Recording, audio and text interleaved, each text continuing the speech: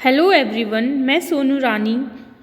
जैसे कि आप लोग तीनों मसल्स के बारे में पढ़ चुके हैं, that is skeletal muscle, cardiac muscle and smooth muscles. तो अब हम उनके डिफरेंसेस के बारे में एक बार डिस्कस कर लेते हैं और इससे क्या होगा कि हमने जो पहले पढ़ा है उसका रिवीजन हो जाएगा। तो ये स्केलेटल मसल्स होती हैं, ये स्पिंडल शेप्ड होती हैं। Smooth muscles and cardiac muscles क्या होती हैं? ब्रांच्ड होती हैं।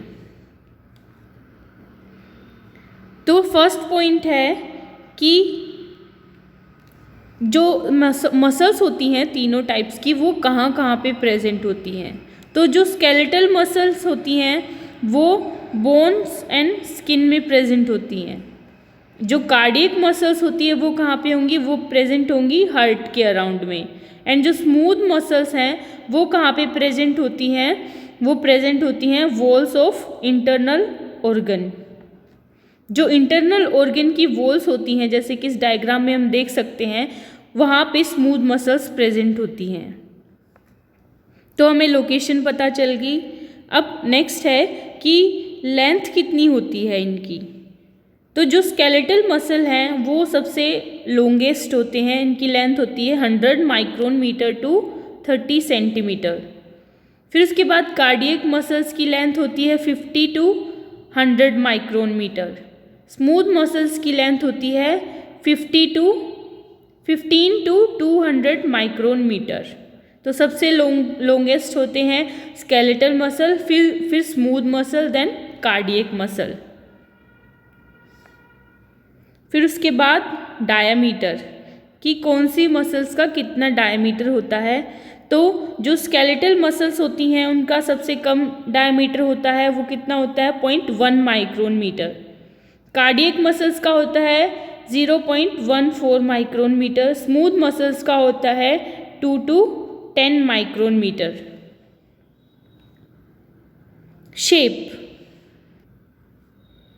तो जो स्केलेटल मसल्स होती हैं वो अनब्रांच्ड होती हैं और सिलेंड्रिकल होती हैं। कार्डियक मसल ब्रांच्ड होती हैं और सिलेंड्रिकल होती हैं। जो स्मूथ मसल्स होती हैं वो उनकी कैसी शेप होती है? Spindle shape. तो इनकी शेप देख लेते हैं एक बार। तो यहाँ पे हम देख सकते हैं कि जो स्केलेटल मसल है उनकी कैसी शेप है? Cylindrical shape. जो कार्डियक मसल्स हैं वो भी सिलेंड्रिकल ही होते हैं, बट इनमें क्या होता है? ब्रांचिंग होती है। यहाँ पे ये अनब्रांच्ड होते हैं। एंड जो स्मूथ मसल्स हैं उनकी क्या शेप होती है? Spindle shape. इसके बाद आएगा न्यूक्लियस, कि कैसा न्यूक्लियस प्रेजेंट होता है इनके अंदर। तो जो स्केलेटल मसल्स होती हैं वहाँ पे जो न्यूक्लियस होता है वो मल्टी न्यूक्लिएटेड होता है और वो कहाँ पे प्रेजेंट होता है? पेरिफेरी में। तो हम यहाँ पे सेंटर में कोई न्यूक्लियस नहीं दिखाई दे रहा। जो कार्डियक मसल्स होती हैं उसके अंदर क्या होता है? न्यूक्लियस सेंटर में प्रेजेंट है।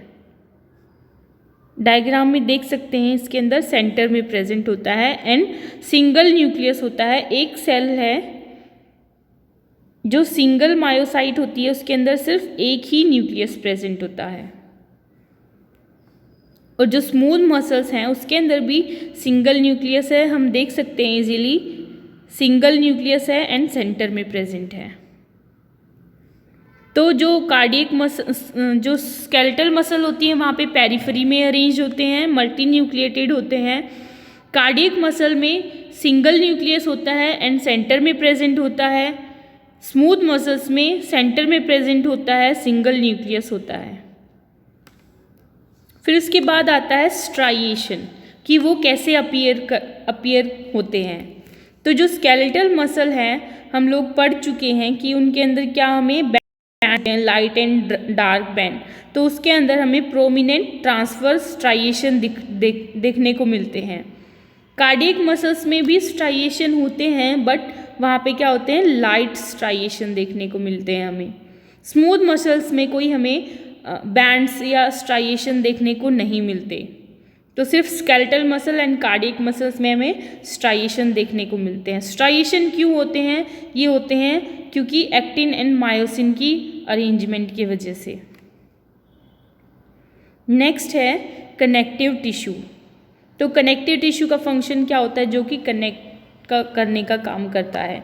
स्केलेटल मसल्स में कनेक्टिव टिश्यू कैसे ऑर्गेनाइज होते हैं, in the form of endomysium, perimysium and epimysium, ये हम पढ़ चुके हैं। कार्डियक मसल्स में ओनली एंडोमाइसियम होता है एंड स्मूथ मसल्स में भी सिर्फ एंडोमाइसियम होता है। जंक्शन बिटवीन फाइबर्स, जंक्शन क्या होता है कि दो मायोसाइट्स को कनेक्ट करने का काम करता है, या फिर टू सेल्स को जो कनेक्ट करता है, उनके बीच में जो लिंक होता है। स्केलेटल मसल्स के अंदर कोई जंक्शंस के बारे में हमने नहीं पढ़ा था, वहाँ पे कोई जंक्शन नहीं प्रेजेंट होता। कार्डियक मसल्स में जंक्शन प्रेजेंट होते हैं। इंटरकैलेटेड डिस्क प्रेजेंट होती हैं between two myocytes. And smooth muscles में क्या होता है, गैप जंक्शंस प्रेजेंट होते हैं एक ही मसल्स के अंदर, एक ही मायोसाइट के अंदर, सिंगल यूनिट स्मूथ मसल्स के अंदर गैप जंक्शंस प्रेजेंट होते हैं, जो कि हमने डिटेल में पढ़े थे। Nervous control.